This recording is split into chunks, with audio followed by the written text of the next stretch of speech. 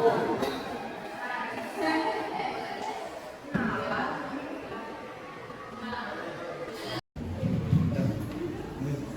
assalamualaikum warahmatullahi wabarakatuh. Waalaikumsalam warahmatullahi wabarakatuh. Seperti biasa, sebelum memulai mata pelajaran pada hari ini, kita berdoa setelah agama dan keyakinan masing-masing. Berdoa selalu.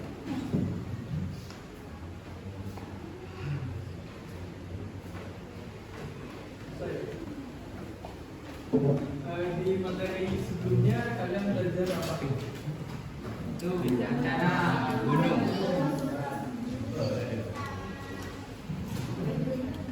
Gimana? Sehat semua? Alhamdulillah.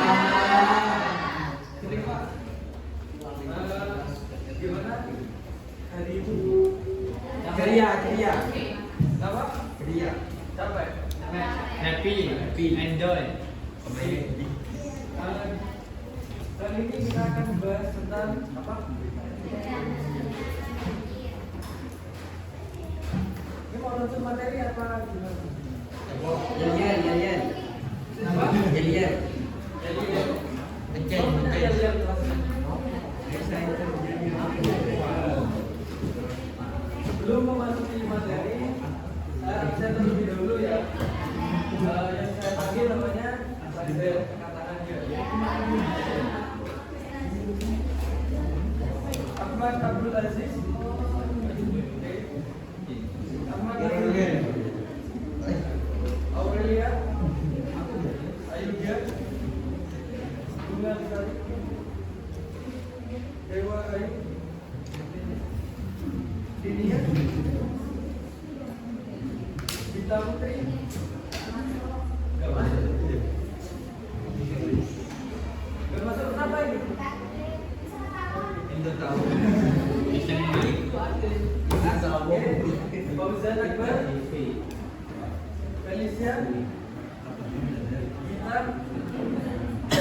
Dikasa. Isabella. Kirana. Farhan. Farhan. Marcella. Marcendi. Rizky. Uzaina. Nabila. Nafisa. Razana. Fadila. Fuad. Ahmad Lutfi. Razelia. Sakti. Sri Ayu.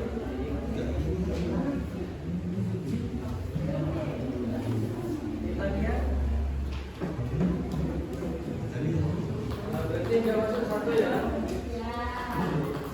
Jadi bisa kita mulai ya. Bencana banjir. Apa yang kalian tahu tentang bencana banjir? Yang meluap. Ya. Jadi pada pembahasan kali ini kita akan bahas tentang pengertian banjir, fungsi banjir, penyebab, kemudian ada dampak, ada potensi, dan ada mitigasi. Pasti pengertian banjir, coba kita tangan yang bisa. Ya.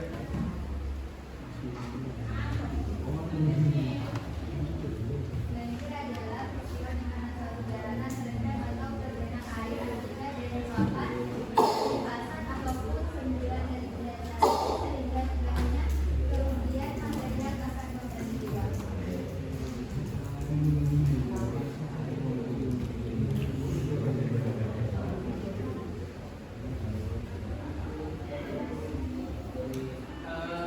Gimana nilai mungkin ada pendapat lain?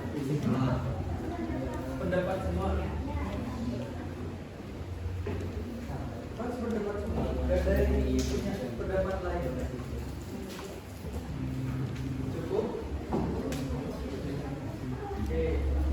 Jadi banjir merupakan peristiwa di mana suatu daratan terendam dan tergenang air akibat dari luapan, limpasan ataupun semburan dari air sehingga mengakibatkan kerugian material bahkan korban jiwa.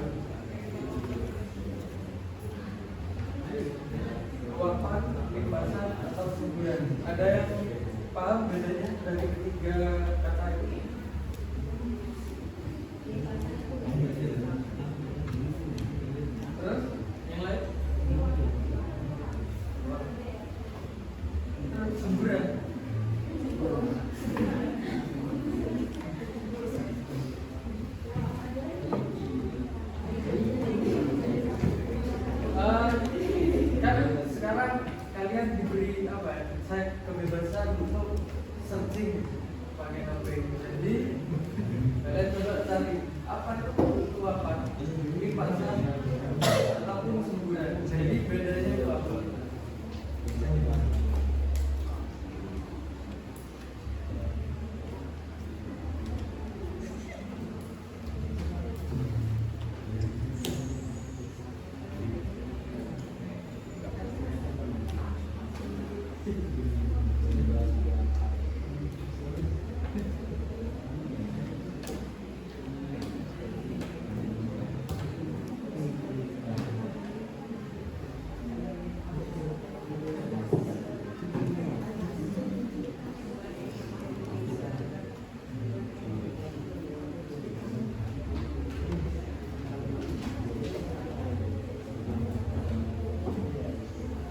Ada yang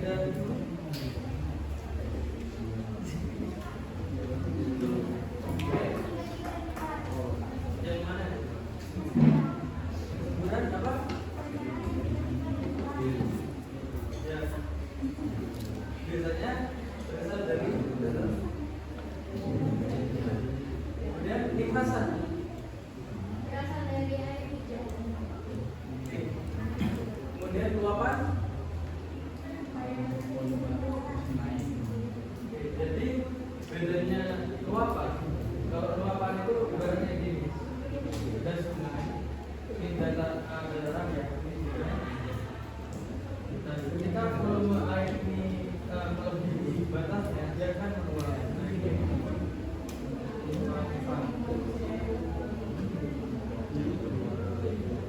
Kemudian limpasan, limpasan itu ketika misal ini ada tanah.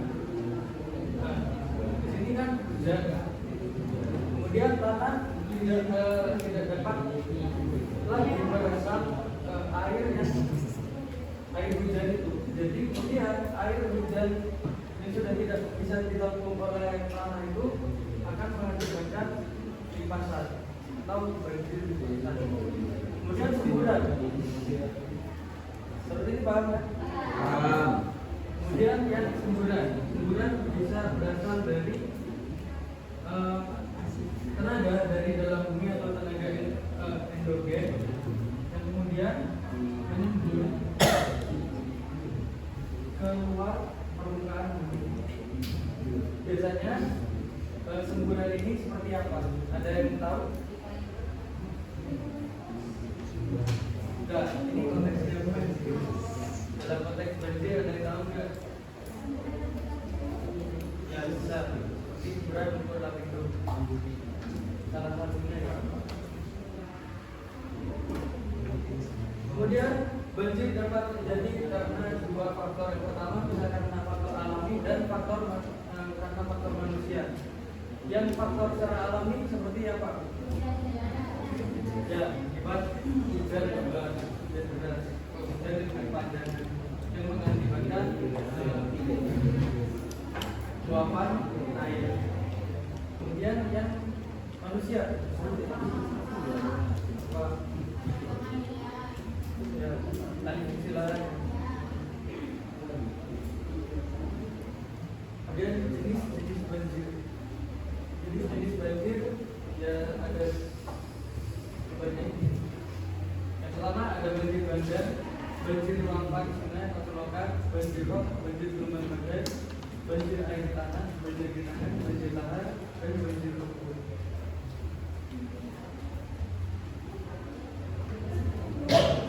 Kita ke banjir bandang. Merupakan banjir dengan aliran deras yang datang secara tiba-tiba yang membawa material seperti lumpur dan benda-benda besar lainnya. Biasanya terjadi di wilayah daerah aliran sungai atau das bagian atas atau das bagian hulu.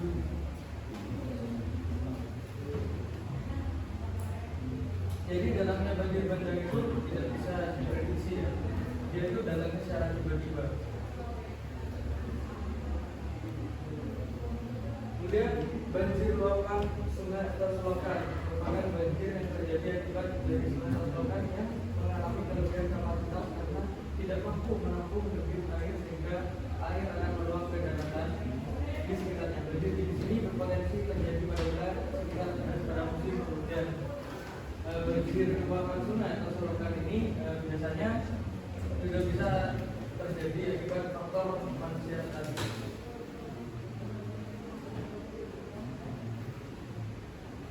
Kemudian ada banjir rob. Banjir rob merupakan banjir yang diakibatkan oleh naiknya air laut dan daratan yang dapat terjadi karena pasang naik gelombang tinggi maupun wilayah daratan lebih rendah daripada laut.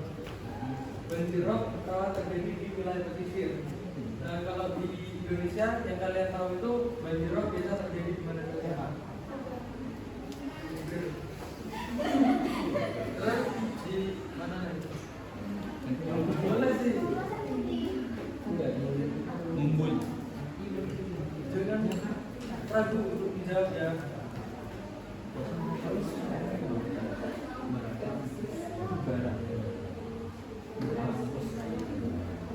Semarang.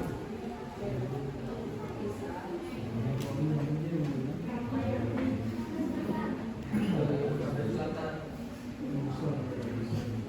Yang sekarang banjir rame di mana? Uger. Di Jakarta kan sekarang sampai kan banjir di wilayah-wilayah pesisir Jakarta ya itu terjadi akibat naiknya intensitas air laut. Kemudian banjir gelombang badai merupakan banjir yang disebabkan oleh gelombang tinggi akibat dari tiupan angin saat badai digelar ombak akan menyambut dan membanjiri wilayah dengan perairan. Jadi banjir gelombang badai ini yang bisa terjadi karena adanya badai. Dan banjir air tanah. Banjir air tanah merupakan banjir yang terjadi akibat hujan berkepanjangan sehingga membuat tanah menjadi jenuh terhadap air dan tidak dapat lagi menyerap air. Banjir ini memiliki durasi yang cukup lama. Banjir air tanah ini masuk ke dalam apa yang tadi? Luapan gimana atau sumber? Ya, jadi banjir air tanah itu masuk ke dalam ini pasar.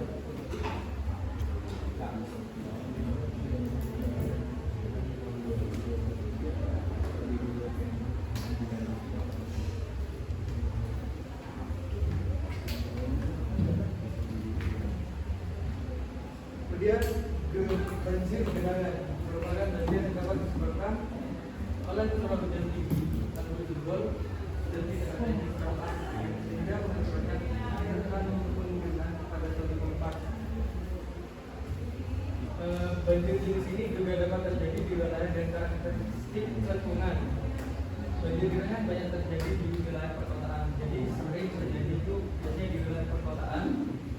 Karena apa? Banjir genangan ini sering terjadi di wilayah perkotaan karena kurangnya sistem drainase atau sistem serapan sehingga menimbulkan suatu genangan. Seperti yang kita tahu kan kalau di wilayah kota itu sudah sedikit ya wilayah resapannya. Assalamualaikum warahmatullahi wabarakatuh. Kelas 11 IPA 1 sampai dengan 11 5 yang mendapatkan PP nanti setelah sholat zuhur bisa ruang tunggu untuk mengambil persyaratan atau surat keterangan aktivasi dan langsung menuju ke DMI.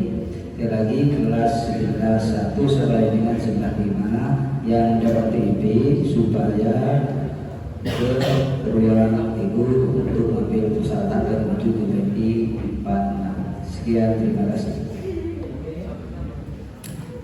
Di sini ada yang dapat iPad.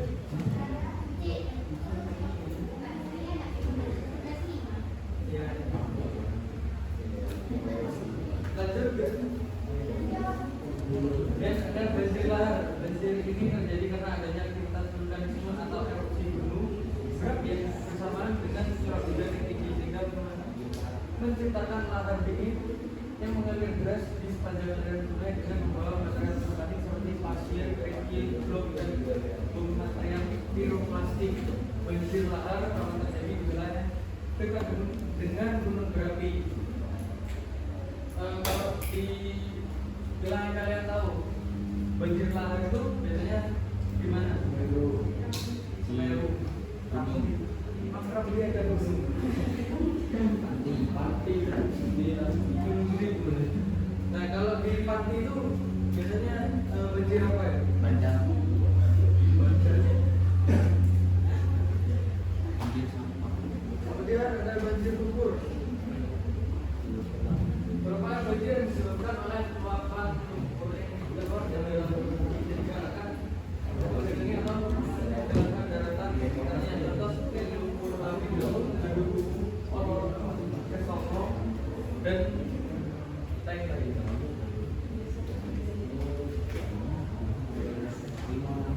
Penyebab terjadinya banjir. Sebab yang bisa menyebabkan angkat tangan. Ya. Penyebabnya beberapa kayak permukaan laut yang rendah, habis itu ada peningkatan curah hujan yang tinggi, terus penyebaran oleh sampah, terus keadaan topografis atau keadaan air yang curang, habis itu kecelakaan, bisa berhubungan sama kabut negatif transit, habis itu sama pemanasan global dan emisi gas rumah kaca. Yang disebutkan teman kalian tadi itu jadi salah satu sih dari sekian banyak penyebab terjadinya banjir. Yang pertama penyebab banjir karena faktor alam. Jadi yang pertama adalah seperti yang disebutkan teman kalian tadi, permukaan tanah lebih rendah dibandingkan perairan. Kemudian ada tingginya curah hujan dan kondisi topografi atau geomorfologi. Kemudian ada erosi dan sedimentasi. Kenapa faktor erosi dan sedimentasi juga bisa berpengaruh? Ada yang bisa menyebutkan erosi dan sedimentasi itu apa?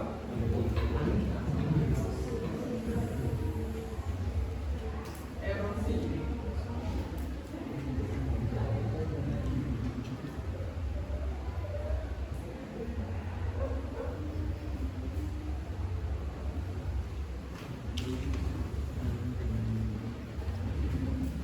Erosi dan sedimentasi. Wah.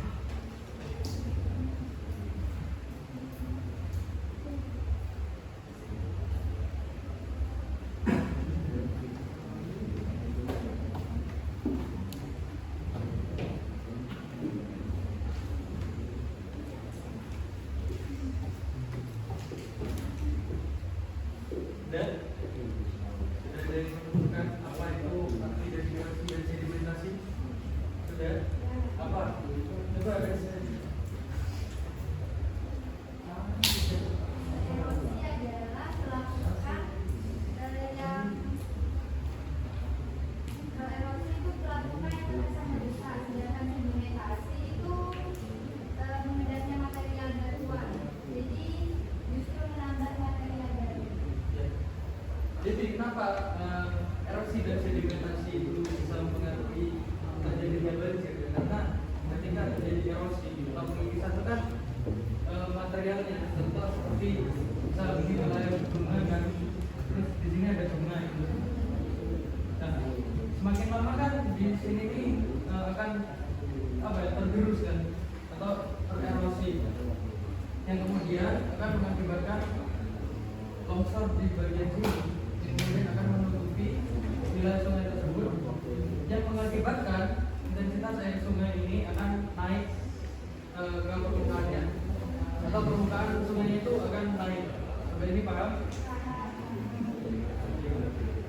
Kemudian ada yang sedimentasi. Ya, tidak jauh berbeda dari yang erosi tadi.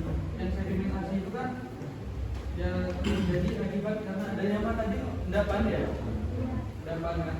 Nah, ketika batuan atau material yang berada di bawah permukaannya itu naik atau volumenya naik, kemudian tersedimentasi, hal tersebut akan mengakibatkan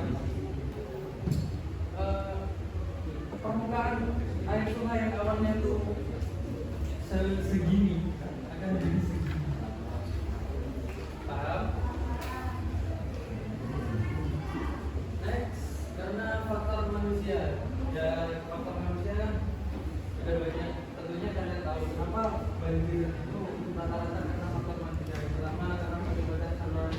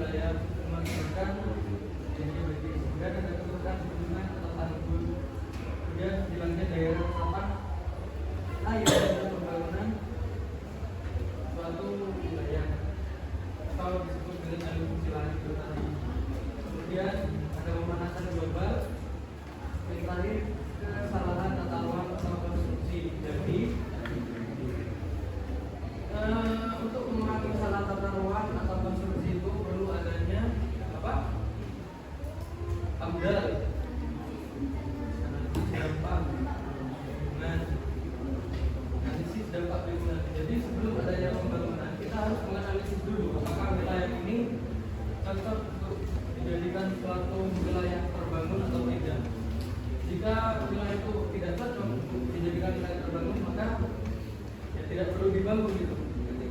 Nah, kalau masih masa mungkin akan mengaruhi suatu ekosistem yang ada di dalamnya. Kemudian dampak terjadinya banjir. Lanjut ya, dampak terjadinya banjir pertama kerusakan prasarana, kemudian pemukiman, persawahan dan peternakan. Ada gagal panen, wabah penyakit, terputusnya aksesibilitas komunikasi dan listrik, dan dapat menimbulkan kerugian material maupun korban jiwa. Potensi banjir di Indonesia. Dari peta ini, apakah kalian sudah bisa memahami? Bisa.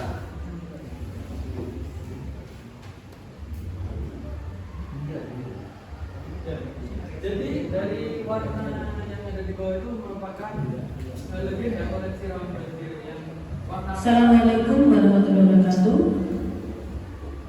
Mohon maaf untuk Bapak Ibu yang mengajar di dalam kelas, mohon memberikan izin, memberikan tugas pada anak-anak terlebih dahulu untuk menuju ke multimedia. Kita ada rapat di ruang multimedia. Dimohon untuk segera menuju ruang multimedia menghadiri rapat kerja. Sekian, terima kasih. Wassalamualaikum warahmatullahi wabarakatuh. Ya, lanjut ya. Jadi ada warna di sini, itu yang warna merah ini menunjukkan bahwa intensitas banjir itu tinggi. Kemudian yang warna kuning, menengah, hijau itu rendah. Kemudian yang warna putih itu wilayah membanjir. Jadi kalian bisa lihat sendiri di wilayah-wilayah ini. Kalau yang merah itu kan wilayah yang rawan banjir. Ini wilayah yang tidak rawan banjir.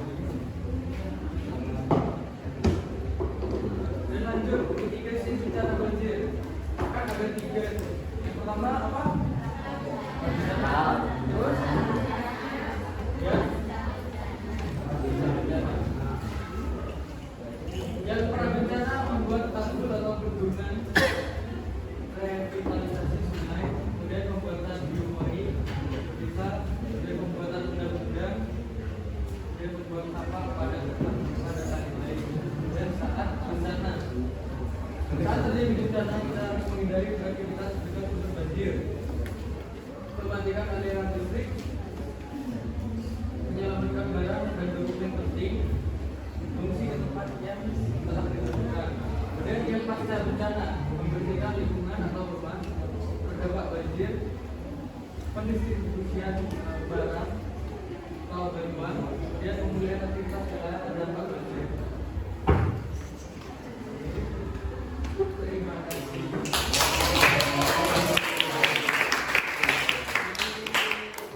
Sudah paham semua? Baik, paham? Mungkin ada yang mau ditanyakan? Bahkan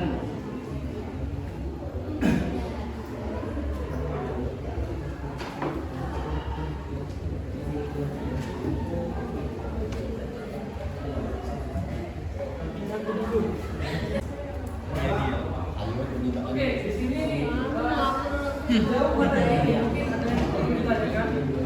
Ya.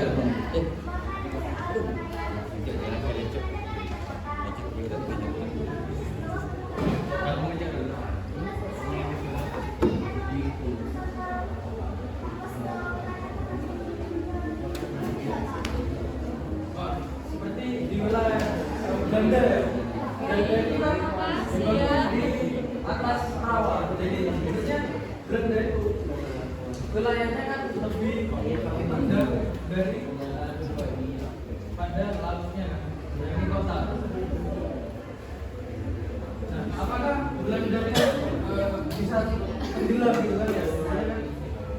Ya itu kita nggak tahu, namanya manusia kan nggak tahu kan. Yang kita tahu mungkin kita juga bisa memitigasi. Makanya kan kita harus memitigasi gimana caranya biar Belanda ini nggak kena apa ya tadi luapan air kan. Jadi di Belanda itu dibangun namanya bendungan. Jadi kenapa Belanda itu aman dari banjir? Padahal kan Belanda notabene yang berada di bawah Lautan. di bawah Danau. laut dan tahu dibangun di atas tanah rawa. Ya karena Belanda punya sistem bendungan yang lebih mumpuni daripada negara kita. Ya kalau masalah Belanda itu apakah nanti dia bisa tenggelam? Ya, kita kan tidak tahu kan. Kita juga tidak tahu apakah Belanda itu nantinya akan tenggelam. Ya sejauh ini kan masih belum tenggelam kan. Ya ini sampai Belanda itu kan dikatakan dengan kota Amsterdam kota seribu bendungan kan. Ya cara dari warga Belanda itu memitigasi biar kotanya tidak tenggelam ya dengan membangun bendungan-bendungan. Dan Pak, oke. Mungkin ada yang mau bertanya lagi? Sudah jelas? Jadi mungkin materi hari ini cukup sekian. Kurang lebihnya mohon maaf. Wassalamualaikum